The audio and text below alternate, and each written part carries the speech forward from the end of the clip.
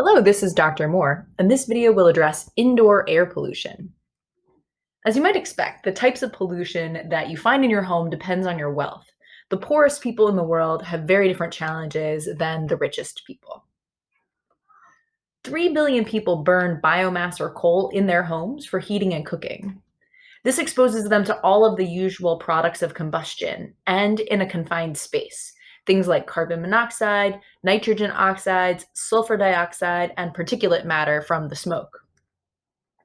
This exposure results in 4 million deaths per year. The most common causes of death, in order, are stroke, heart disease, chronic obstructive pulmonary disease, lung cancer, and pneumonia.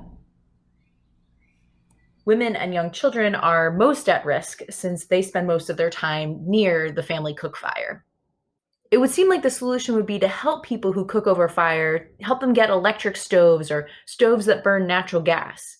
And many Western NGOs have tried to do that, but it hasn't been as straightforward as many imagined. In developed countries, we are more concerned by other forms of indoor air pollution, including asbestos, carbon monoxide, mold, radon, and VOCs, or volatile organic compounds. We'll start with asbestos.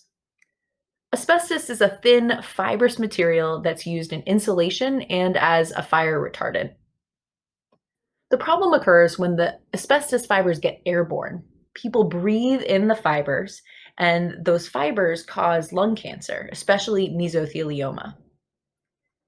The use of asbestos has been greatly reduced in the United States, but a good deal of asbestos still remains in older buildings. It's not an issue if the asbestos is intact. The problem arises when it's damaged or disturbed. Damaged or disturbed asbestos can become airborne, and that's when it becomes a risk to humans. So if the asbestos in a building is damaged or disturbed, it should be removed by a qualified abatement team. Next, let's look at carbon monoxide. Carbon monoxide is the product of incomplete combustion of any fuel. The product of complete combustion, of course, being carbon dioxide. Carbon monoxide will build up in your home if a fuel burning appliance, such as a water heater or a furnace, is malfunctioning.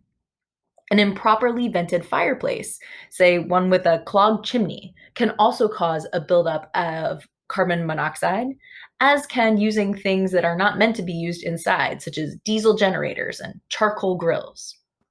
The main danger of carbon monoxide as a pollutant is that it binds to hemoglobin in place of oxygen. With your body tissues not getting enough oxygen, you may experience weakness, fatigue, headache, and if it continues too long, you'll die of asphyxiation.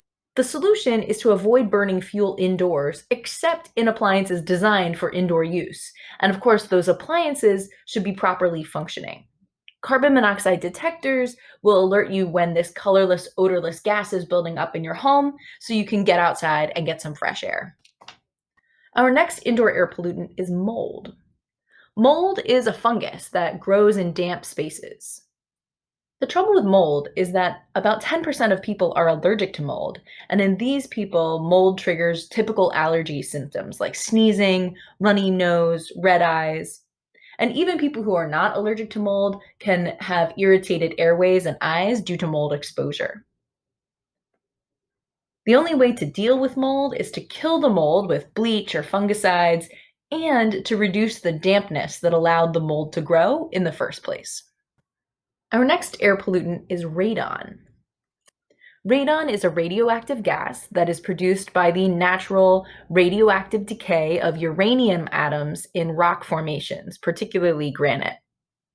Radon tends to enter homes from the ground, either through cracks in the foundation or through groundwater.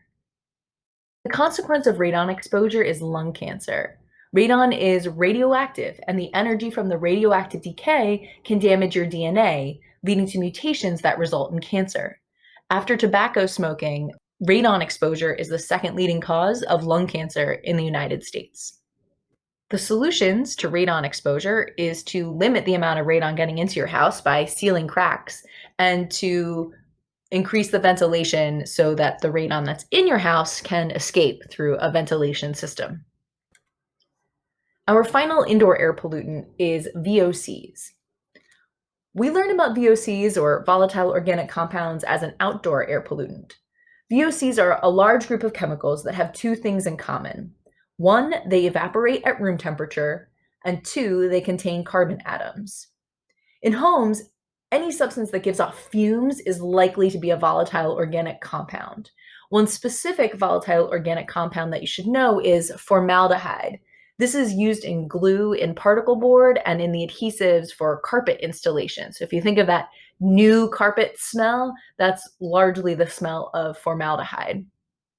Outdoors, VOCs react with nitrogen oxides to form ozone, but indoors, they can build up to concentrations that affect us directly, causing burning of the eyes and airways, headaches, and skin rashes.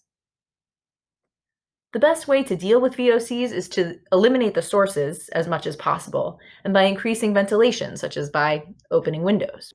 And that concludes my introduction to indoor air pollution.